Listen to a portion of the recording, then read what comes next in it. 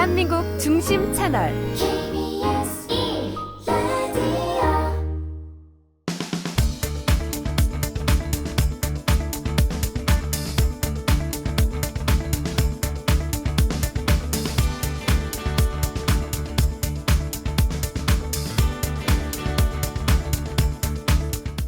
안녕하세요. 역사 스토리텔러 썬킴 인사드리겠습니다. 네, 반갑습니다. 빅데이터 강자 전민기입니다. 강자의 강자, 저는 오윤혜입니다. 세상의 모든 문제를 해결해 드리기 위해 저희 어벤져스가 뭉쳤습니다. 같이 만난 녀석들! 자, 오늘 할 얘기가 많기 때문에 바로 본론으로 넘어가도록 하겠습니다. 들어가시죠. 네, 지난 10일 윤석열 정부가 출범을 했습니다. 내각 발표를 할 때마다 정관예우, 이 문제가 항상 도마 위에 오르더군요. 저는 정말 놀라는 게 정관예우 수준이 너무 어마어마해서 상상이 안 가는 거예요. 도대체 무슨 일들을 하시길래 그렇게 많은 돈을 받는 건지, 정관예우 이대로 좋은지 거침없이 다뤄보도록 하겠습니다. 자, 먼저 정관예우가 무엇인지부터 저는 궁금합니다. 뭐라고 이거 알고 계세요? 사자성어입니까? 사자성어. 이게 왜 사자성어예요? 아, 그러니까 물어보는 거잖아요. 왜 이렇게 노려보면서 물어보세요? 정관예우입니까? 전관예우는 뭐냐면 사자성어입니까? 아니에요. 그러면요? 일단 그 뜻을 풀어보면은 이전에 관리를 했던 분들을 예우해준다 이 말인데 이 전 세계에서 전관예우를 쓰는 이 표현을 쓰는 나라는 우리나라밖에 없습니다. 지구상에서. 영어로는 아예 없습니까? 없어요. 아. 그리고 전관예우란 표현을 만들어낸 것은 일제시대 때 일본이 만드는 거예요. 아, 그래요? 네. 아, 그래요? 메이지 유신 이후에 이제 그런 이제 새로운 관리 시스템이 만들어졌지 않습니까? 그래서 어떤 공직에 있던 사람이 이제 물러날 경우에 일본 메이지 정부가 예우를 해준다고 해서 젠칸레이구라는 표현을 만들었어요. 젠깡레이구. 그러니까 전관 예우의 한자의 일본식 발음이에요. 아. 젠칸레이구라는 표현을 일본이 만들어냈는데 네. 그거를 이제 일본도 안 써요. 일본도 전관 예우가 없기 때문에 그거를 일본이 만든 표현을 우리가 아직 쓰고 있다니까. 아, 그럼 일본은 이제 정관예우가 없어졌습니까? 없어요. 그러니까 우리가 현재 말하는 아, 그렇군요. 표현이 없는 거지 그 시스템은 남아 있는 거 아니에요? 일본이 전관 예우 우리가 말하는 네. 판검사가 그만둔 다음에 변호사가 되는 경우에 일본 같은 경우에는 그 우리가 말하는 전관 예우가 없어요. 아, 그래요? 왜냐하면 판검사로 남아 있는 게 돈을 더 많이 벌거든. 아, 그렇구나. 네. 근데 우리나라는 특히나 이제 전직 판사나 검사 이런 분들이 이제 뭐 나와가지고 변호사 차리잖아요. 그러면 첫 특히나 사건 때 네. 이 사람을 그러니까 저걸 내릴 때 소송에 대해서도 유리한 판결을 좀 내려주려고 내리는 그런 약간 특혜, 약간 우리는 그런 식으로도 좀 많이 받아들여지고 있거든요. 그러니까 이게 그래요? 어떻게 보면 재판 거래예요. 재판 거래. 그럴 수 있겠네요. 자, 한덕수 국무총리 후보자에 관련해서 민주당은 정관예우의 끝판왕이다라고 비판을 합니다. 그 이유가 뭡니까? 일단 전관 예우가 우리나라에서 왜 심각한 문제인 것을 우리가 짚고 넘어가야 되는데 네. 공직에 있어 일을 하는 거, 네. 판사로 근무하는 거, 검사로 근무하는 거를 아주 영예롭게 생각을 안 하는 게 문제예요. 왜요? 자, 봐요. 미국 같은 경우에는 일단 전관 예우가 없어요. 미국도 없어요? 없어요. 그러니까 우리가 말하는 판검사 하다가 이제 변호사로 개업을 하는 해서 돈 버는 경우가 없어요. 그럼 정관예우는 판검사에 좀 극한됩니까? 그러니까 우리나라 같은 경우에는 지금 그래요. 일반적으로. 네. 그러니까 판검사 하시던 분들이 이제 나와서 변호사를 차리면은 네. 이해관계가 있는 사람들이 그 검사장 출신 아니면 저기 뭐 차장 검사 출신 지금 변호사 차렸다고 하는데 네. 우리 이 회사 소송에 좀 약간 뭐라고 할까 우리가 고용을 하면은 의뢰를 하면은 지금 우리 담당 판사가 우리 지금 현지 변호사 전직 검사 후배 검사라고 하는데 후배 판사라고 하는데 좀 샤바샤바 해가지고 잘해줄 거야. 이게 우리나라의 약간 전관 예우 시스템이에요. 아니, 입법부나 행정부도 있죠. 그래서 그분들은 예를 들면 이제 뭐 사회이사 같은 걸로 기업에 가면은 네. 이제 뭐 어떤 소송은 아니더라도 예를 들어서 뭐 어떤 사업을 따낸다든지 아니면 어떤 일이 있을 때 이분들이 가는 거죠. 정부에 찾아가면은 옛날 장관이야, 오윤혜 씨가. 네. 찾아와 나한테. 그 우리 좀 잘 좀 부탁할게. 그거 거절하기가 쉽지가 않죠. 그러면 이 한덕수 국무총리 후보자는 정관예우 끝판왕이라고 했습니다. 왜냐하면 공직에 있다가 네. 김앤장으로 갔다가 다시 공직에 있다가 김앤장 갔다가 지금 다시 이제 공직을 맡으려고 하는 거예요. 회전문 인사라고 하죠. 그렇군요. 그리고 이제 공직 퇴임 후에 축제한 재산이 그 한 43억 원. 네. 네. 근데 물론 뭐 음. 그거 자체로는 뭐 우리가 잘못했다고는 말할 수가 없지만 아니, 그렇긴 해요. 근데 이제 보시면 김앤장에 들어가서 고문이라는 직책인데 이게 이제 사실은 그 대가로 20억 원 정도의 보수를 받았다. 몇 년 동안요? 그게 제 기억으로는 지금 몇 6년, 년인지 6년 네. 아닙니까? 6년 한그 정도 동안 될 거예요, 20억. 네. 네네네. 아무튼 그래가지고 이거는 심각한 이해 충돌이 또 발생할 우려가 있다. 그러면- 고문이라 하면 사실은 네. 거기 회사에 그렇게 또 자주 가지도 않아요. 뭐 매일 출근하는 네. 것도 아니고 1년에 거의 4억 원 이상 정도의 보수를 지금 받았다는 거죠. 평균이 나온 게 있는데 한덕수 지금 총리 후보자 같은 경우에는 월 평균 월급을 3,500만 원 정도 받았대요. 계산을 해보면 그렇군요. 김앤장에서 고문 역할을 해주면서. 그렇죠. 네. 근데 이게 지금 계속 반복됐다는 거죠. 근데 이번에 또 총리를 했고, 그럼 또 퇴임하시면 또 김앤장으로 가시는 아직은 되지 않았죠. 총리 아, 후보자. 만약 된다면은. 예. 알겠습니다. 권영세 통일부 장관 후보자도 정관 이후 논란이 있던데 핵심이 어떤 겁니까? 지금 국회의원 활동 기간 포함해서 15년 동안 법무법인 바른에 재직하면서 또 30억 원 넘는 보수를 받은 것으로 추정돼서 전관 예우라는 주장이 제기가 되고 있는 거죠. 네. 더불어민주당 이재정 의원이 이제 권 후보자의 건강보험료 납부 기록을 토대로 해가지고 이 권 후보자가 바른에서 15년 10개월 동안 재직하면서 받은 보수가 총 30억 4,800만 원 정도. 그래서 이제 재직 시기가 크게 2002년에서 13년, 그다음에 15년에서 20년 두 차례인데 네. 2002년 7월부터 2013년 4월까지는 또 권 후보자가 국회의원으로 활동했던 시기예요. 겹치네요. 근데 당시에는 네. 그러니까 국회의원 겸직하고 이 영리 업무 종사를 금지하는 국회법 개정안이 국회 통과하기 전이기 때문에 뭐 상관은 없습니다만 네. 그런데 이때 당시에 이 받았던 금액과 국회의원이 또 그 자리에 있어. 근데 어떤 사건 같은 거에 있어서 입김을 딱 넣었을 때 네. 과연 그것이 이 판결에 영향을 주지 않았을까라고 생각할 수 있는 거죠. 근데 저희가 또 거침없는 녀석들 다른 프로그램과 좀 차별을 해야 되잖아요. 차별 네. 주세요. 차별.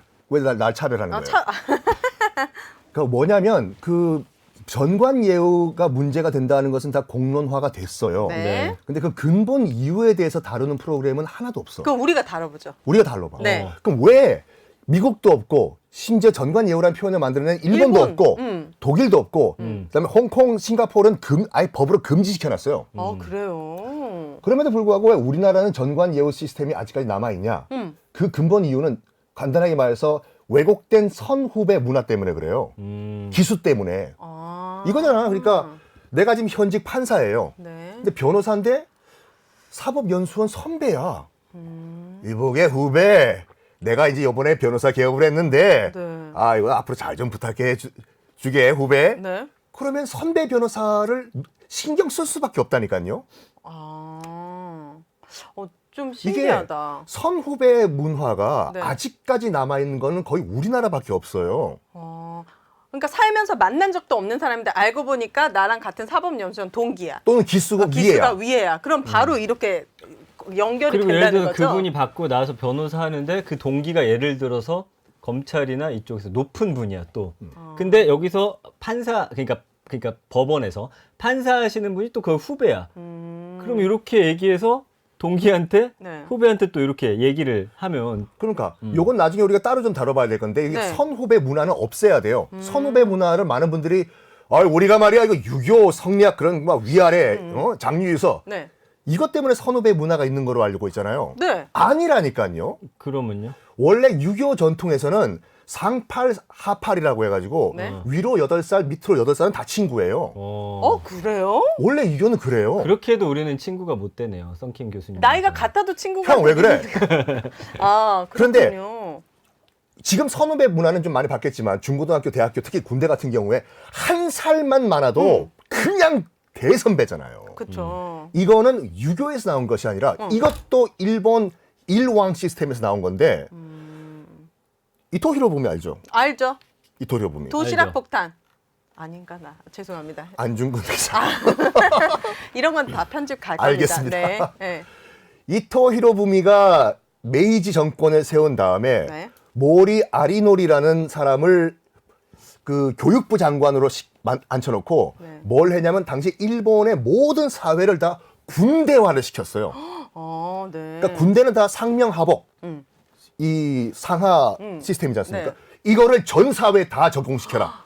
그때 학교, 사회, 회사 모든 걸 다 이걸 다 이 선후배 문화로 만들어라. 네. 센파이 고하이 문화라고 해가지고 네. 그게 우리나라에 지금까지 아직 남아 있는 거예요. 기수, 선배, 후배. 아이고 선배님 이번에 변호사 차리셨습니까? 제가 잘 봐드리겠습니다. 네. 이걸 접근해야 된다니까요. 아, 이또 잃어보면 안중근 의사에게 저격당한 거 맞대잖아요. 아 도시락 폭탄이라고 했잖아요. 아, 안중근 의사님은 도시락은 도시락은- 윤봉기.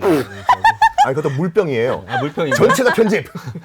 도시락은 누구였지? 아, 도시락. 이봉창. 아, 이봉창 맞다. 우리가 썬킴님 앞에서 주름 잡으면 안 되거든요. 이토 잃어보면 총입니다. 총. 역사 얘기는 하지 않는 알겠습니다. 걸로. 그렇다면 외국 같은 경우에는 선후배 관계가 분명히 존재하지만 존재 안 해요. 아니 그래도 1학년, 2학년, 3학년 없어요. 이게 문제라니까. 제가 한때 영어 교육에 있을 때 물어봐요.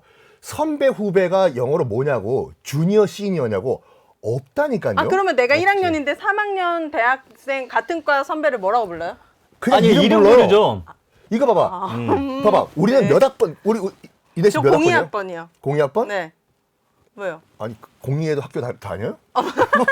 스포츠만 봐도 아는데요. 네. 우리나라는 어쨌든 그 팀 안에서 주장, 물론 요즘엔 안 그렇지만 나이 많은 선배가 거기서 주축이 돼갖고 또 이렇게 돼 있어요. 피라미드 형태로. 근데 외국 같은 경우는 나이 상관없어요. 실력 있는 사람, 리더십 있는 사람. 그 그치. 사람이 리더가 돼요. 나이 상관없어요, 진짜로. 봐봐. 그러니까요. 그 선후배 문제를 많은 분들이 이제 미국에도 있다고 하시는데 네. 미국은 언제 입학했냐가 중요한 게 아니에요. 선후배가 없어요. 다 아, 친구야 그냥. 그러면요. 같이 졸업한 해를 학번으로 쳐요. 그러면 그것도 사실 상관없잖아요. 언제 그것도 상관없어요. 예. 그러니까 이거라니까요. 내가 학교를 10년 다니든 15년 다니든 상관없다니까요. 같이 사회에 들어간 그 연도, 졸업한 연도를 굳이 따지면 미국에서 학번으로 봐요. 그래도 같은 동문끼리는 베네핏이 있을 거 아닙니까? 동문은 베네핏이 있지만 선후배 개념이 없어요. 그렇군요. 자, 윤석열 새 정부 인사들의 특징 중 하나가 사기업 사회이사에서 선임된 사람들이 굉장히 많다고 합니다. 사회이사는 무슨 일을 하는 분들인가요? 이게 이제 1998년에 이 사회이사 제도를 도입했어요. 그 네. 도입한 이유는 뭐냐면 그 미국, 유럽 같은 선진국의 그 지배 구조 안에서 좀 투명하게 이걸 경영해 보자. 그래서 회사 안 인물이 아무래도 오너의 눈치를 볼 수밖에 없기 때문에 그쵸? 사회에서 이사를 모셔와 가지고 이거를 좀 경영을 눈치 보지 않고 하게끔 이 사람 통해서 회사 바깥에서 좀 회사를 들여다보자라고 해서 만들었는데 문제는 견제가 안 돼요. 왜냐면 네. 그 지난해 3월 24일에 네. 그 기업 평가 사이트가 있는데 64개 대기업 집단 상장 계열사 277곳의 사회 이사들이 2020년에 이사회 활동을 전수조사 해봤더니 안건에 찬성한 그 비율이 얼마냐면 99.53%. 왜 있는 겁니까? 2019년에는 99.61%. 견제 네. 이 뭐 견제 아니에요. 이게 그럼 거의 기업의 입장을 대변하는 정도. 이게 왜 그러냐면 네. 미국과 유럽에서 사회이사를 만든 목적은 딱 하나예요. 뭡니까? 회사를 방만하게 경영하나 안 하나 감시하는 거거든요. 감시? 제일 중요한 거 하나가 빠졌어요. 뭐야? 미국 같은 경우는 사회이사를 누가 선출하는 줄 알아요? 그 주주들? 소액주주들. 아, 소액주주들. 소액주주들이 자기의 입장, 그러니까 감시할 수 있는 사람을 정말로 감시할 사람으로 딱 임명을 하는데 네. 우리나라는 오너들이 임명을 해요. 아, 그러니까 그럼 팔은 안으로 굽을 수밖에 없잖아요. 당연하죠. 그러니까 사회이사 시스템 자체가 뭐라고 할까? 그냥 왜 도입했어 그거를? 진짜 전혀 의미가 없는 어, 거네요. 의미가 그냥 없어, 우리는. 표면적으로 요식행위 같은 요식행위예요, 거네요. 요식행위. 네, 그래서 이번 정부 인사들의 좀 특징 중에 하나가 네. 이 사기업 사회이사에 선임된 사람들이 좀 많다라는 좀 특징이 있어요. 그래서 네. 초대 내각 후보자하고 대통령 참모진 중에서 사회이사 경험을 가진 분들이 7명. 네. 그러니까 다 공직에 오르기 전에 사회이사로 재직을 했었고 네. 그러니까 앞으로 직무 수행하면서 사회이사로 몸담았던 기업하고 네. 어떻게 되겠어요. 그러니까 이해상충 언제든 일어날 수 있는데 이게 가능하겠냐. 우리가 지금 그 약간 큰 기업들을 얘기하고 있는데 조그만 중소기업들도 다 이 사회이사들이 있어요. 근데 들여다보면 물론 일반화의 오류가 될 수도 있겠지만 네. 사회이사를 가족을 안 치는 경우도 있다니까요. 아, 삼촌 사회이사 하세요. 왜 안 쳐요 그러면? 그래서 이 7명이 네. 그럼 그동안 얼마 받았냐? 한 번 예를 들어서 한 해 평균 10회 안팎의 이사회가 열리는데 뭐 한 500에서 600만 원 정도. 회당? 예. 그래서 한 달에는 뭐 300에서 1,600만 원 정도. 근데 이분들이 그러면은 사기업 이사회 회의록 같은 걸 뭐 작성했냐 찾을 수가 없고요. 그 다음에 안건 표결을 확인해 봤더니 7명이 사회이사로 있는 동안 단 한 건 빼고 나머지 안건도 다 찬성합니다. 네. 164건 중에 네. 163건이 찬성 네. 처리가 돼요. 제가 뉴스에서 봤을 때 역대 정권 중에서 사회이사를 역임한 사람들의 비율이 이번 새 정부 윤석열 정부에서 가장 많다라고 하더라고요. 그래서 예, 맞아요. 그러면 이 사회이사라는 건 두 분의 설명을 들어봤을 때는 기업의 어떤 이익이나 기업의 입장을 대변하는 역할이 더 큰데 윤석열 대통령의 취임사에서도 기업의 자유를 굉장히 많이 강요를 했단 말이죠. 강조를 많이 했던 것 같아요. 그러면 아무래도 이제 기업들에게 더 많은 자유와 권리를 보장할 수 있는 그런 이게 새 정부의 역할이나 목표가 되는 겁니까? 자유 좋아요. 그러니까 우리나라 주식 투자하세요? 네, 지금 마이너스 50%거든요. 어떤 종목은 거의 지하실 뚫었다고 하더라고요. 네, 맞아요. 그 해외 시장에서 우리나라 주식이 굉장히 저평가되고 있는 거 아시죠? 그 이유가 뭔지 알아요? 오너 리스크 아닙니까? 오너 리스크도 있고 네. 너무 지배 구조가 불투명하다예요. 그 지배 구조가 불투명하면은 그거를 약간 밸런스를 맞추기 위해서는 사회이사가 정말 매 눈으로 우리가 봐야 되는데 네. 그 사회이사가 오너가 또 임명을 했지 않습니까? 네. 그러니까 투자를 하려고 하더라도 약간 저평가된 상태에서 투자를 한다니까요. 그리고 그 기업들을 자유롭게 경영하게 해주는 거 아주 바람직한 얘기지만 네. 다시 한번 강조하지만 이거를 이해하시고 우리가 자본주의 시장을 봐야 되는데 네. 기업의 주인은 누구? 주주. 주주. 주주예요. 네. 소액 주주들도 주주들이죠. 그럼요. 이 사람들의 말을 들어야 돼요.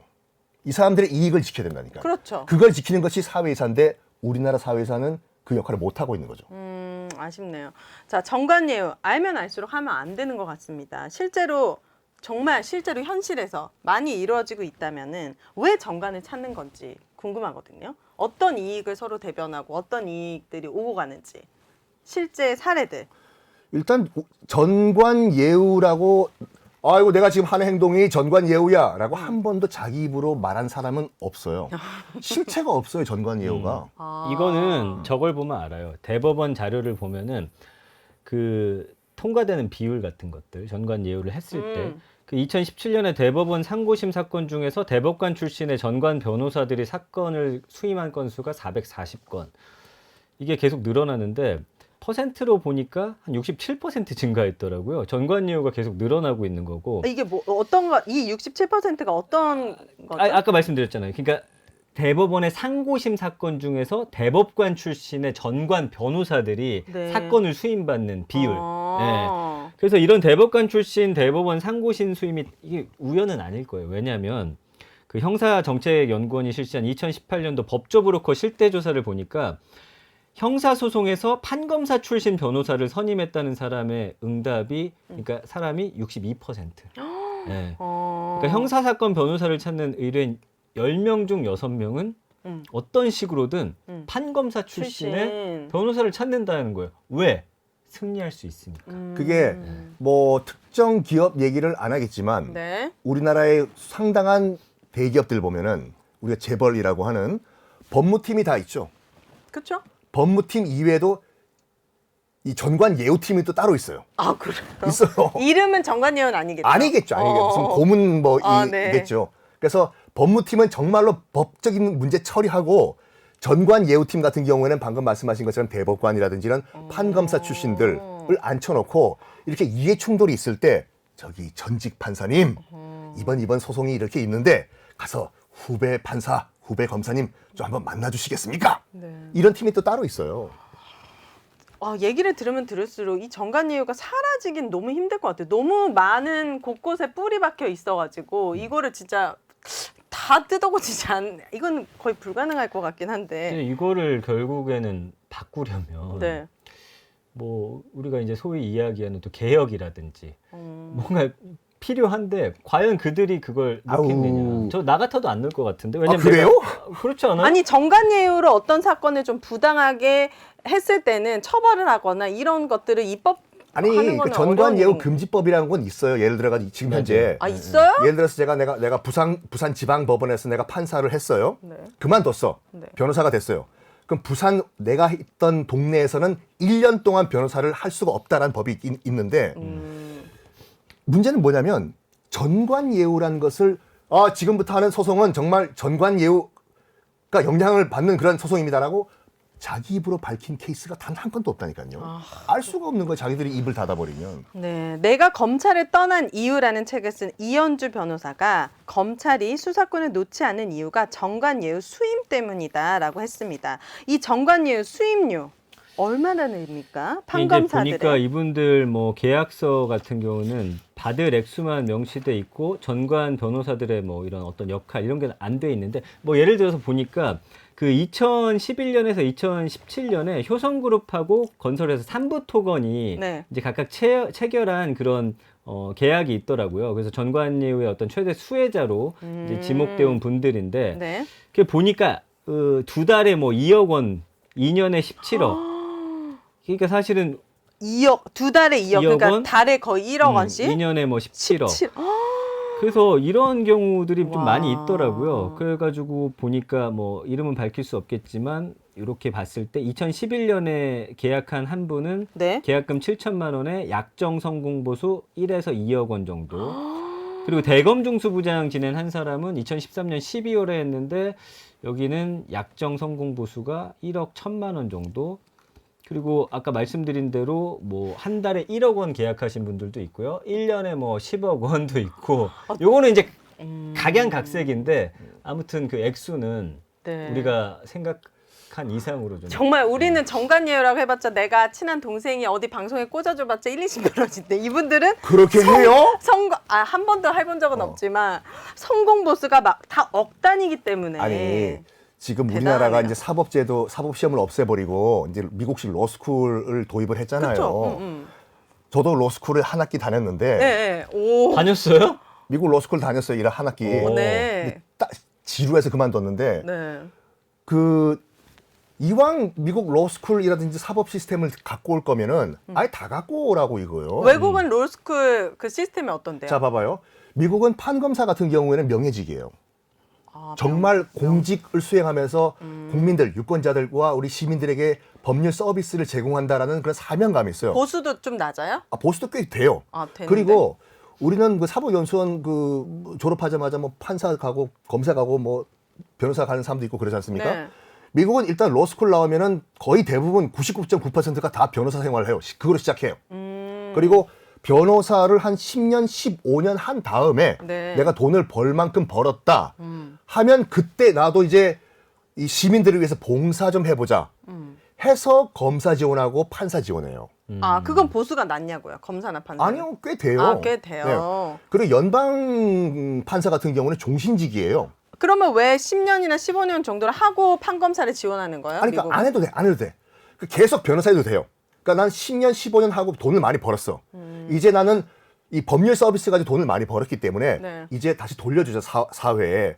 나는 판사, 검사가 돼가지고 이 법률 서비스를 돈 떠나가지고 네. 시민들에게 돌려주겠다 해서 그때 검사가 되고 판사가 돼요. 우리나라처럼 로스쿨 졸업하고 이렇게 바로 바로 들어가는 게 아니라. 아니군요. 그리고 정말 법률 서비스를 공정하게 제공하기 위해 가지고 판사, 검사가 된 거잖아요. 거기서 죽을 때까지예요. 특히 연방 판사 같은 경우에는 종신직이에요. 죽을 때까지 판사를 해요. 그러면은 퇴임하고 나와서 정관예우처럼 저- 김앤장 이런 데 갈 네, 일이 없겠군요. 정년퇴직이라는 게 없어요. 연방 판사는 죽을 때까지 한다니까요. 그렇군요. 자, 작년입니다. 대장동 개발사업 특혜 의혹의 핵심인 화천대유에서 법률 고문 내지는 자문을 했던 많은 법률가들이 있었습니다. 자, 일그러진 고문 변호사의 세계, 여기도 궁금합니다. 그러니까 여기 보니까요. 친분 통해 알게 된 이름 있는 전관들을 어떻게 보면 뭐 소위 얼굴 마담으로 내세우고서 별다른 일을 하지 않았는데도 이제 거액의 고문료를 꼬박꼬박 지급했다라는 걸 알 수가 있어요. 실제로 그 서울중앙지검 대장동 개발 의혹 전담 수사팀이 지난해 10월에 관련해 가지고 이거를 조사를 해봤더니 이런 분들이 이제 고문 변호사로 고용이 돼 있더라고요. 2015년 7월부터 2016년 11월까지 네. 박영수 전 특별검사 많이 들어본 분이거든요. 매달 1,500만 원씩 2억 5,500만 원 자문료. 이것도 자문료예요, 심지어. 예. 그리고 그분이 대표로 있던 법무법인 강남에도 비슷한 시기에 1억 3,750만 원 제공했고요.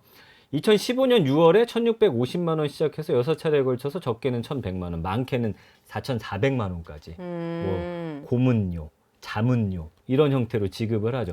그래서 이 이유를 그러면 왜 지급했느냐? 표면적으로는 도시개발과 관련한 좀 자문을 해달라, 법적으로 좀 검토를 해달라. 네. 근데 이 박 전 특검이 한 달에 2-3번 정도 사무실에 들러가지고 경영진하고 사업 관련 이야기 나누고 식사를 했다. 거기 네. 있던 분이 이런 기억을 하더라고요. 다만 이제 자문과 관련한 검토 보고서는 없어요. 그래서 구체적으로 어떤 자문을 했는지는 지금 알려지지 않고 있고요. 네. 그 다음에 그 수원지검장 출신 강찬호 변호사가 대표로 있는 법무법인에도 2018년 1월부터 3년간 매달 550만 원씩 총 2억 원. 그리고 이경재 변호사 아시죠? 네. 그분이 있던 법무법인 2015년 9월부터 월 330만 원씩 6년간 2억 3,760만 원. 뭐 등등등 해가지고. 네. 50억 클럽에 이름 올려가지고 또 검찰 조사받고 있는 권순일 전 대법관도 2020년 11월부터 1년간 2억 4천만 원을 받기로 또 고문 계약 맺었고 뭐 이런 게 그게 그 지금 그 화천대유의 고문 변호사들 보면은 프로필 대단해요. 네. 방금 들으신 것처럼. 근데 김만배 회장이 왜 이런 고문 변호사를 정말 이런 거물급을 고용을 했냐? 네. 현재로선 아무도 몰라요. 왜 그랬는지. 왜 고문 변호사들을 이렇게 정말 어벤져스급으로 만들었는지는 아무도 몰라요. 엄청난 이익이 있기 때문 아닌가요? 맞아요. 딱 그거라니까요. 미래에서 닥칠 어떤 사건을 대비해서 일단 보험으로 고용을 해두자. 여기까지가 세상에 알려진 거예요. 아. 그래서 고문 변호사라는 것은 이 정말 케이스 바이 케이스거든요. 돈은 내가 마음대로 주는 거예요. 그러니까 뭐 내가 고문 변호사를 또 고용할 수도 있어, 썬킴이. 네. 근데 저는 돈이 없기 때문에 뭐 순댓국 한 그릇 사주겠죠. 네. 근데 이 화천대유 같은 경우에는 방금 들으신 것 같이 어마어마한 돈을 받고 네. 향후 닥칠 어떤 사건에 대해서 네. 일단 보험용으로 이분들을 고용해 두었다. 김만배 전 회장이 딱 개인적으로 알던 사람들이거든요. 네. 거기까지가 세상에 알려진 얘기죠. 그리고 이 고문, 그러니까 섭외됐다고 해야 돼. 일하는 이 고문 변호사들도 매달 꼬박꼬박 이제 월급을 받고 일을 했기 때문에 그분들의 인맥을 이제 다 풀 수 있는. 그럼요. 게- 네. 됐군요. 그게 전관 사건이- 예우의 핵심이에요. 인맥. 근데 지금은 이제 뭐 로스쿨이 있는데 예전에 보시면 다 사법연수원 그렇죠. 거기는 그렇게 되면 막 대학교 보통 이제 그 라인이 있잖아요. 그 무슨 고등학교, 대학교 거기에 이제 사법연수원까지 그게 사실은 인맥이 수십 년 엄청나겠네. 동안 그냥 선후배 관계가 쭉 있으니 그러니까 아까 내가 초반에 말씀하셨잖아요. 선후배 문제가 큰일이라니까요. 왜냐하면 사법연수원 기수 가지고 특히 검찰 같은 경우에는 이제 검찰 인사 이동이 있지 않습니까? 네. 예를 들어가지고 내가 34기다. 34기가 검찰총장이 됐어요. 네. 근데 그 윗기 사람들이 밑에 있는 뭐 차장검사, 부장검사가 있다. 그러면 후배 검찰총장 잘하시라고 난 옷을 벗을 수밖에 없는 거라니까요. 그러면 나가면 당연히 변호사가 차릴 거고 선배 검사가 변호사가 됐는데 당연히 후배들이 잘 봐주려고 하겠죠. 알아서. 이런 선후배 문화가 없어져야 된다니까, 기수 문화가. 저는 살면서 선후배 덕을 단 한 번도 본 적이 없는 저로서 학연과지요. 되게 배 아프고 되게 부러운 부분입니다. 아니, 팀장님 선배로서 뭐 하시는 거예요? 제가 우리 선배입니까? 같은 뭐 고등학교, 대학교 나온 적이 없으니까. 아니, 방송 지금- 선배, 방송 선배. 아니 지금 뭐 이끌어줄 정도 오윤회가 더 잘 나갑니다 요즘에. 네. 자, 고위직 공무원이나 판검사의 정관예우, 사회이사, 고문이나 자문 등 정말 우리들과는 다른 세상에 살고 있다는 생각이 듭니다. 빅데이터 상으로 이들에 대한 의견이나 연관 검색 어떻게 나오나요? 일단 뭐 최근에는 화천대유 관련한 이야기 가장 많이 나오고 있고요. 네. 당연히 전관예우, 사회이사, 고문, 자문 요즘에 언론에서 이야기하는 것들을 보시기 때문에 80% 이상이 부정 비율이에요. 그러니까 전관예우 자체가 국민들 입장에서는 부정적으로 받아들이는 그런 거의 사자성어 같은 단어가 되어버렸고요. 네. 이건 없어져야 된다라고 생각하는 분들이 많지만 현실적으로 이것을 없앨 수 있다라고 생각하는 비율은 또 그렇게 높지 않다라는 게 이 빅데이터 상의 어떤 그 부정 비율로서 좀 보여지거든요. 네. 우리 모두의 생각이 그렇지 않을까 싶어요. 정관예우 당연히 안 되지. 근데 너 그거 없어질 것 같아? 아니 안 없어질 것 같은데. 네. 이번 인사청문회를 통해서 저는 특히나 이 정관예우를 좀 구체적으로 많이 알게 된 어떤 그런 계기가 되지 않았나는 생각이 듭니다. 자, 법원 정기 인사철인 2월이 오면요. 로펌 업계가 판검사 출신 정관들을 영입하는 데 아주 혈안이 되어 있다고 합니다. 선진국 가운데 앞에서도 말씀해 주셨듯이 정관예우라는 개념이 자리 잡은 나라가 한국이 여전히 유일하다면서요? 그 2월이 왜냐면 검찰이 인사 이동이 2월에 있거든요. 그러면 당연히 승진을 했다. 네. 내가 어떤 검찰이 네. 이게 많은 분들이 헷갈리시는 게 영화에서도 부장검사가 위로 나오고 차장검사가 이제 밑으로 나오는데 그쵸? 아니에요. 아니? 부장이 밑이고 차장검사가 위에요. 아, 검사 쪽에서는 검사 시스템이 달라요. 차장이 더 높군요. 차장이 위에요. 네. 근데 뭐 내가 차장검사가 됐는데 내 선배가 밑에 있는 후배 검사다, 부장검사다. 그럼 옷 벗어야 돼요. 선배가 내 밑에서 일을 할 수는 없잖아요. 아, 그럼 알아서 벗는다고요? 그게 관행이라고 관례, 해요, 검찰에서는. 관례. 너무 그때 신기하다. 우르르 옷 벗고 나오거든요. 그때 이제 그 로펌에서 저기 차장검사님, 우리 로펌에 오시면은 어떻겠습니까? 연봉 이 정도로 제공해드리면은 오케이 콜. 그때 서초동에 로펌이 다 스카우트하러 간다 이 말이에요. 아, 그렇군요. 그리고 일본 같은 경우에도 아까 말씀드린 것 같이 전관예우, 젠간레이구라는 표현 자체를 일본에서 만들었음에도 불구하고 네. 일본은 없는 이유가 뭐냐면 되게 황당해요. 왜요? 일본은 판검사 출신이 나와서 변호사를 차릴 수가 있어요. 근데 굉장히 간단한 이유로 사람들이 안 가. 왜요? 너무 서비스 마인드가 없다. 처음부터 변호사를 한 사람들은 약간 뭐랄까 영업을 잘할 거 아니에요. 제가 이번에 꼭 승소시켜드리겠습니다. 그치. 파이팅! 아이고 제가 꼭 승소율 70%. 그런데 판검사를 하고 나오신 이 뭐라고 할까 꼰대 같은 분들 약간 권위적이구나. 좀 폼 잡고. 나한테 뭐 의뢰를 하시든지 말든지 마음대로 하십시오. 안 가요 글로. 그렇구나. 그리고 오히려 전관예우가 없다고 해요 일본은. 서비스 마인드가 없어서. 자, 이 정관예우 알면 알수록 말도 안 되는 것 같은데 이거 법으로 막을 수 없는 겁니까?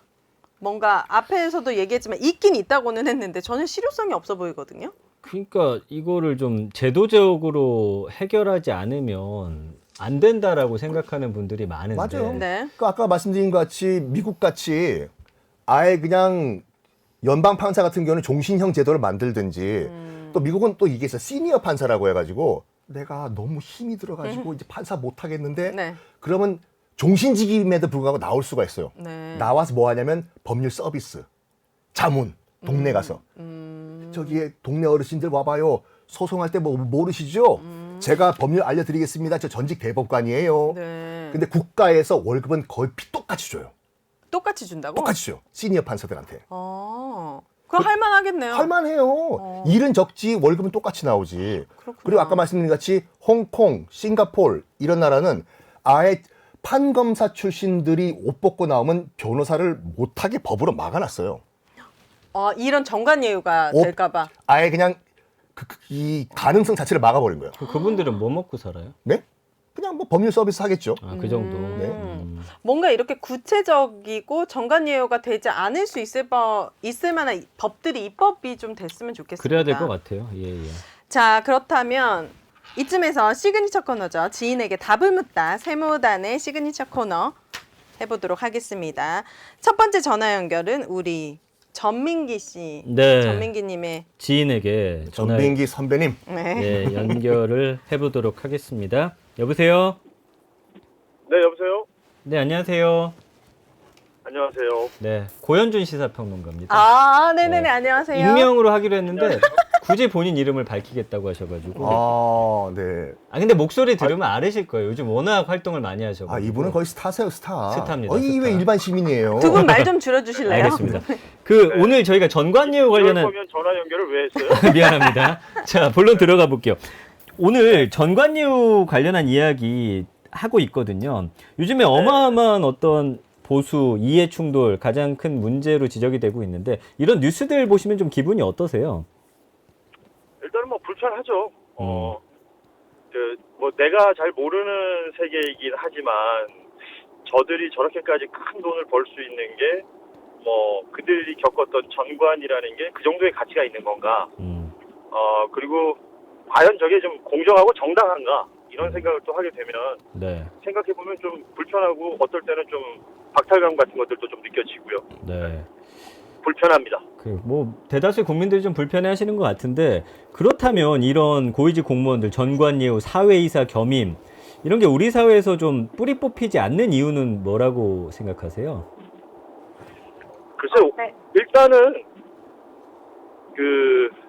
결국은 돈 아닐까 싶어요.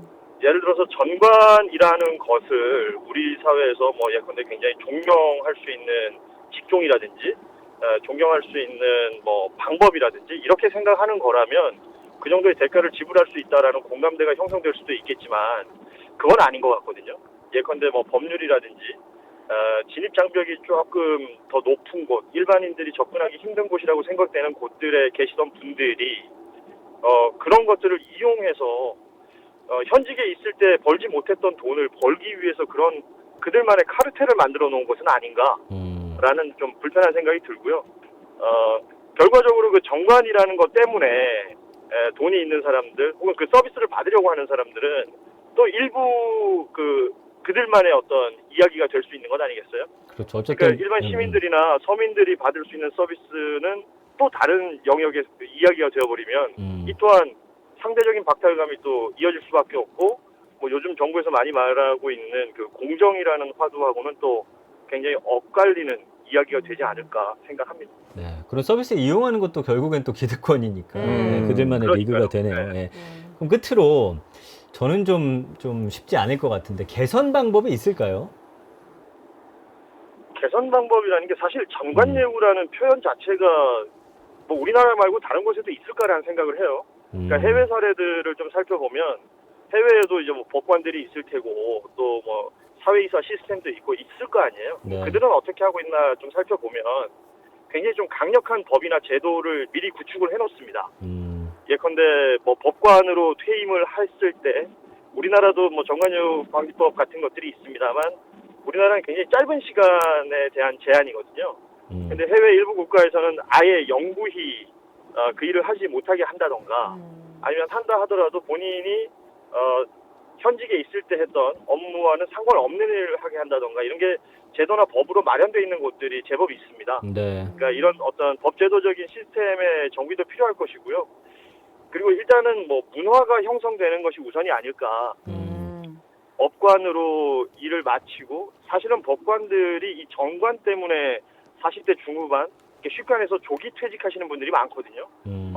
이제는 나도 한몫 잡아야 되겠다라는 생각하는 분들이 있는 거로 알려져 있어요. 네. 그렇다면 문화 자체가 형성이 돼야 되고 그 문화가 형성이 되기 위해서는 조기적인 어떤 교육도 필요하지 않을까. 이렇게 전관 예우라는 것을 당연한 것처럼 여겨지게끔 만들어 버린다면 내가 이제 법대를 가는 학생인데 네. 법대 가서 나는 어떤 법률가로서 양심에 따라서 법 집행을 하고 또 판단을 내리고 하는 것들을 위해서 공부를 하는 건데 요거 한 1, 20년 하다가 보면 나중에 난 큰 돈을 벌 수 있다. 네. 이런 식으로 뭔가 형성이 되어버리고 그런 뭐 문화가 생겨버리면 이 정관예우는 뿌리 뽑히지 않을 것 같거든요. 이런 것들이 예. 미리미리 학생일 때부터 좀 교육이 돼서 문화로 자리 잡는 게 그 무엇보다 좀 선결 과제가 아닌가 생각을 합니다. 아유, 감사합니다. 주옥 같은 너무- 지하철이신가 봐요. 너무 깔끔하죠? 전 버스같이 느껴져요. 아니, 자기 차예요, 자기 차. 아, 그렇구나. 네. 네네. 아무튼 예. 네, 오늘 연결 너무 감사드립니다. 정확하게 알려드리자면 택시 아닙니다. 아, 감사합니다. 예, 고맙습니다. 네, 고맙습니다. 지금 고현준 평론가가 말씀하신 게 맞는 게 뭐냐면 그 돈 문제잖아요. 그 맞아. 돈 문제가 왜 생기냐면 그 아까도 여러 이제 국가들 얘기를 했는데 그 우리나라 같은 경우에는 이제 바뀌었어요. 판검사를 하다가 나중에 이제 돈 벌자라고 나가는 맞아, 거고 맞아요. 미국 같은 경우에는 이 판검사 안 해도 돼요. 일단 로스쿨 나오자마자 일단 일반 변호사로 활동을 해요. 뭐 로펌 같은 데 들어가가지고 한 20년 동안 바짝 돈 벌어. 벌 만큼 벌어. 돈만큼 벌어. 계속 벌어도 돼요. 끝까지 변호사 해도 돼. 예. 근데 이 정도 벌었으면 됐다. 이제 내가 사회에 봉사를 하자. 돈은 이 정도 벌었으면 됐다. 이제 판검사를 해보자. 반대의 개념이라는 거예요. 특히 또 어떻게 보면 쉬워요. 그 금지하는 거는 홍콩, 싱가포르 같이 판검사다가 그 퇴직한 다음에 아예 변호사 못하게 법으로 만들어 버리면 돼요. 좋습니다. 그 다음 전화 연결은 제 지인인데 제 지인이 최근에 변호사 시험에 합격했습니다. 오, 그래요? 그래가지고 아주 신입 변호사로서 네. 각오도 궁금하고 대신 익명으로 해달라고 해가지고 아. 전화 연결 한번 해보도록 하겠습니다. 여보세요? 네, 여보세요. 네, 안녕하세요. KBS 거침없는 녀석들입니다. 네, 안녕하세요. 네, 저는 올해 11월 변호사 시험에 합격해서 출근한 지 2주 된 수습 변호사입니다. 아, 네, 반갑습니다. 자, 네. 먼저 정관예우 들어보신 적이 있나요? 네, 들어봤죠. 이제 전직 관리를 예의를 갖춰서 대우하는 건데, 네. 그게 좀 변질돼서 그 전직 관리들이 좀 어마어마한 보수를 받고 전에 일했던 곳에 영향력을 행사하는 걸로 알고 있습니다. 그러면은 정관예우에 관련된 그런 뉴스들을 봤을 때 어떤 기분이 듭니까? 신입 변호사로서. 일단은 정당한 방법과 절차에 의해서 이제 일이 진행돼야 되는데, 과거 뭐 상사나 뭐 선배라는 이유로 봐주고 이렇게 인정에 휘둘리다 보니까 우리 사회의 공정성이 훼손되는 것 같아서 분노를 느끼곤 합니다. 아, 공정성이 훼손되는 것 같아서. 네, 그렇죠. 자, 그렇다면 고위직 공무원들의 정관예우, 사회이사 겸임 등 우리 사회에서 뿌리 뽑히지 않는 이런 것들이 반복되는 이유는 뭐라고 보시나요? 일단은 사실 여기 법조계에서는 의뢰인분들이 정관을 굉장히 많이 찾으시는 것 같아요. 그래서 뭐 형사사건 경우에는 전직 검사를 찾고 뭐 가사 이런 경우에는 뭐 전직 가정법원 판사라든지 그런 분들을 애초에 많이 찾으시기 때문에 그렇게 수요가 높으니까 그분들의 수임료도 뭐 일반 변호사님들에 비해서 많이 높고 그래서 일단 정관에 대한 수요가 많기 때문에 그렇다고 생각하고요. 네.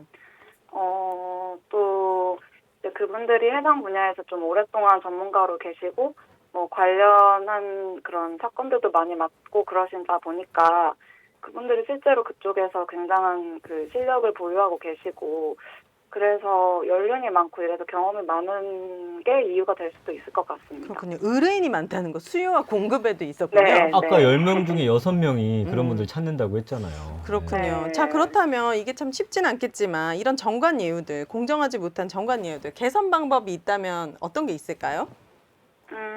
일단은 변호사법이 퇴직 후 1년간 그런 관련 기관에서 맡았던 사건의 수임을 금지하고 있고요.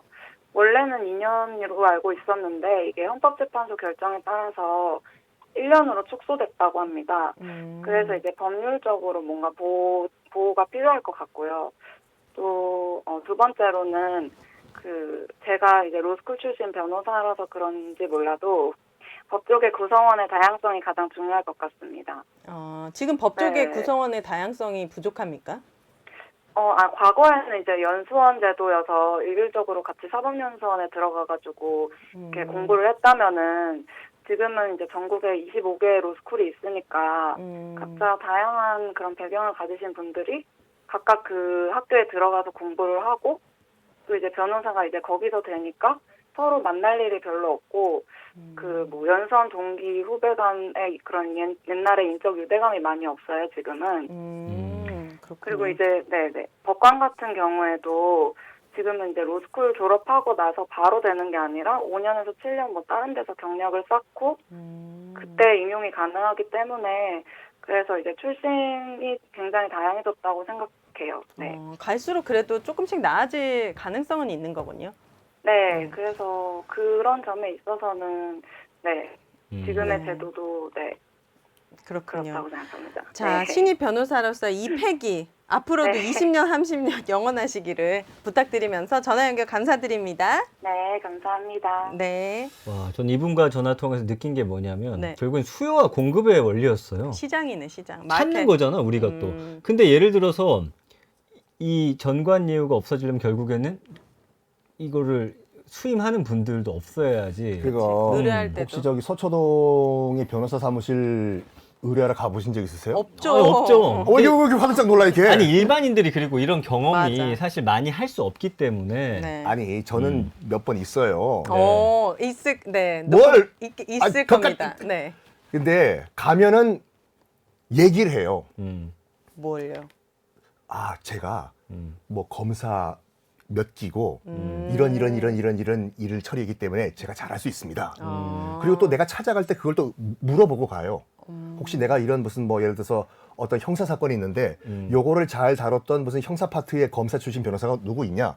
일반인들도 다 솔직히 묻고 가요. 근데 솔직히 저도 만약에 소송이 걸리면 이렇게 갈 것 같아. 왜냐면 내가 이겨야 되니까. 아니, 근데 이런 것들이 안 통한다면 의뢰 자체를 안 하겠지. 그러니까 이런 그렇게 것들이 안 통하게 그렇게 하면 만들어야 돼. 안 되는데 네. 그러니까 알게 모르게 일반인들도 그렇게 약간 전관을 찾게 되는 게 현실이에요. 그러니까 안타깝지만. 정관이 안 통하게 만들어야 네. 되겠습니다. 자, 마지막으로 성킴 교수님의 전화 연결 한번 그냥, 해보도록 할게요. 경기도에 살고 있는 40대 직장인 한번 전화 연결해 보겠습니다. 여보세요?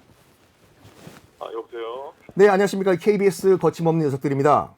네, 안녕하십니까. 자, 혹시 전관 예우에 대해서 들어보신 적 있으신가요? 그럼요. 들어봤죠. 요즘 뭐 이 전관 예우로 엄청나게 많은 수입료도 받고 하는데 이 전관 예우 관련 뉴스를 접하실 때 어떤 기분이 드시나요? 뭐 기분이 좋지 않습니다. 이유는 사실 저는 제가 대학생 때 전관예우라는 게 고위 무슨 공직자들이 뭐 공직에 있었던 인물에 대해서 선배로서 예우해 주는 정도로만 생각을 했었는데요. 좀 더 자세하게 들여다 보니까 이게 단순하게 퇴직한 선배들에 대한 뭐 예우를 갖춰주는 게 아니더라고요. 그러니까 뭐 공직자가 퇴임 후에 뭐 공직 생활에서 축적한 경륜이랑 노하우 등을 이용을 해서 뭐 인맥도 마찬가지고요. 퇴임 후에 뭐 이를테면 기업에 들어가서 정부의 허가를 뭐 좀 쉽게 받거나 아니면 법조계에 들어갔을 경우에는 뭐 로펌에 들어가서 재판이랑 수사나 이런 것들이 조금이라도 유리하게 이제 나오게끔 이제 된다거나 할 때는 사실 이게 거의 비리에 가까운 일이라고 저는 생각을 하기 때문에 우리 사회의 공정이라는 가치를 훼손하는 거라고 생각하기 때문에 기분이 좋지 않습니다. 네. 그리고 그러면 이런 그 전관 예우가 우리 사회에서 이렇게 뿌리 뽑히지 않는 이유는 뭐라고 혹시 생각하십니까? 아무래도 이제 규정 같은 게 좀 덜 자리 잡혀서 그렇지 않나 싶어요. 그렇죠. 법제화가 예. 되지 않다. 뭐 이를테면은 사실 이제 뭐 법조계의 경우에는 조직 기강 유지 같은 것 때문에 뭐 이런 양보한 선배들에게 예우하지 않으면 안 된다는 건 압력 같은 게 또 있다고 들었어요. 그런 문화가 있다고. 근데 이제 뭐 정관 예우 문제는 그 사실 어찌 봤을 때는 뭐 공공연한 그 조직의 어떤 비밀 같은 거라고 해야 될까? 우리 사회 일종의 관행같이 돼버린 것 같긴 한데 이런 것들을 제대로 잡으려면은 규정이나 제도가 좀 먼저 자리 잡아야 되지 않나 싶어요. 그러면 뭐 구체적으로 혹시 이렇게 개선을 하면은 뿌리가 뽑히겠다 하면서 개선 방법이 혹시 있을까요? 글쎄 이제 저도 해외 경우를 몇 번 이제 관심을 갖게 돼서 이제 기사를 읽어본 적이 있는데요. 이제 우리나라 경우에는 이제 대법원 이를테면 이제 법조계 예를 한번 들어보자면은 대법원장이 뭐 정년이 뭐 한 70세 정도 되는 걸로 알고 있거든요. 판사는 한 65세. 근데 이제 다른 나라의 경우에는 정년이 좀 더 길거나 아예 종신직으로 이렇게 판사가 이제 수행을 하는 경우가 많다고 얘기를 들었어요. 뭐 이를테면 미국 같은 경우는 연방법원 판사가 종신이고 영국도 뭐 대법관 같은 경우는 종신직에 거의 준하는 경우가 있고 법관도 뭐 75세 정도로 임기 제한도 없고 더 많다고 들었거든요. 그래서 우리나라도 평생 법관제 같은 그런 제도가 있다면은 그런 공직사회에서 축적한 경륜이나 인맥을 개인적인 영달을 위해서 이용하는 것이 아니라 사회적으로 공헌할 수 있는 어떤 제도 형태로 이제 제도가 이제 자리 잡히게 된다면은 이제 바뀔 수 있지 않을까, 그런 사회적인 구조도 좀 개선되지 않을까 생각이 듭니다. 네. 자, 오늘 정말 이렇게 고귀한 의견 주셔서 감사합니다. 감사합니다. 감사합니다. 네. 느낀 거는 네. 제도적으로 하지 않으면 그러니까요. 뭐 이게 자정이 되진 않을 것 같고. 그리고 저는 이분 말에도 너무 공감했던 게, 전 정말 정관 예우는 예의를 갖춰서 뭐 해주는 정도였지 매달 이렇게 월급 따박따박 받아가지고 어떤 이익을 이렇게 극대화시키는 일인지 몰랐습니다. 그러니까 이거 이렇게 보시면 돼요. 그러니까 판검사를 돈 버는 수단으로 보면 안 된다니까요. 판검사는 이 사회에 내가 받았던 것을 돌려주기 위한 어떤 공직으로 봐야 된다니까요. 그래서 미국 같은 경우에 정말 변호사 하다가 난 돈 이만큼 벌었다. 이제 난 사회에 환원을 해야 되겠다. 네. 난 정말 명예직인 판검사를 하겠다. 그럼 가는 거라니까요. 자, 네. 그럼 교수님, 옛날 고위직들은 퇴직하면은 어떻게 지냈습니까? 일단 전관 예우란 표현은 일본이 메이지 유신 이후에 만들었다고 말씀드렸지 않습니까? 네. 그 전에 없었나요? 전관 예우란 표현은 없었어요. 일본이 처음 만든 거예요. 네, 없었을 건데. 근데 우리 조선시대 같은 경우에는 뭐라고 할까, 영의정, 우의정, 좌의정들이 전하 이제 다리가 후들거려가지고 더 이상 출근은 못하겠습니다, 전하. 아, 그때까지 일을 하셨군요, 그분들은. 세종대왕은 몇 번씩 황희정승을 다시 전하, 나 도저히 못하겠다고 돌아오시라고. 심지어는 세종대왕이 황희정승한테 뭐라고 했는지 알아요? 네. 누워서 일 보시라고. 잔인하다 그래서. 거의 왕 앞에서 누워서 일하시라고. 아, 싫습니다, 전하. 종신직이었군요, 거기가. 정식 왕 마음이에요. 왕이 해고해도 되는 건데 네. 이제 일정 기간이 지나고 이제 퇴직을 하고 돌아간 뭐 이런 고위 관리직. 그래도 돈을 벌어야 될 거 아니에요. 그쵸. 봉조하라는 제도가 있었어요. 봉조하. 봉조하라고 뭐냐면은 네. 안 나와도 돼요. 조정 회의에, 어전 회의에 안 나와도 되는데 봉조하라고 명예직을 줘가지고 네. 그 타이틀이에요, 타이틀. 똑같은 녹봉과 월급을 줘요. 네. 그래서 봉조하를 받았다는 것은 나는 이 국가의 원로다, 장로다 이런 명예직을 받았어요. 아. 영예예요. 그럼 그 사람들은 어떤 역할을 하는데요? 그러니까 국가 원로예요. 보통 조선시대 같은 경우는 평균적으로 나이 70이 넘으면 봉조하라는 그런 타이틀을 주거든요. 네. 환갑이 왜 60이 환갑이냐. 그 정도 사는 사람도 별로 없었어요. 맞아요. 그래서 70이 넘어가지고 봉조하라는 이런 직책을 내가 임금 주상전한테 받았다. 이거는 이 국가의 원로라는 자랑이에요. 원로로서 뭐 자문도 해주고 뭐 이런. 그렇죠. 겁니까? 자문도 해주고. 그래서 우리 집안 조상 중에 봉조화 타이틀을 갖고 있던 무슨 선조가 계시다. 그 굉장히 자랑이라니까요. 그래서 제가 느끼는 건 예우라는 단어 자체가 주는 또 어감이라는 게 있거든요. 이건 예우가 아니라 반칙이자 범죄다. 맞아요. 이런 좀 인식을 우리가 더 가져야 될 것 같습니다. 맞습니다. 정관예우는 예우가 아니라 반칙이라는 사실 오늘 방송을 통해 우리뿐만이 아니라 이 땅의 많은 고위직 공무원, 판검사, 변호사들 이분들께서 모두가 깨닫기를 바라면서요. 오늘 순서 마치도록 하겠습니다. 매주 일요일 밤 11시 5분에 KBS 1라디오와 유튜브에 동시 방영된다는 점 꼭 기억하시면서요. 저희는 세상의 모든 문제가 해결하는 그날까지 물러가도록 하겠습니다. 며칠 없는 녀석들 세모단, 세모단, 파이팅!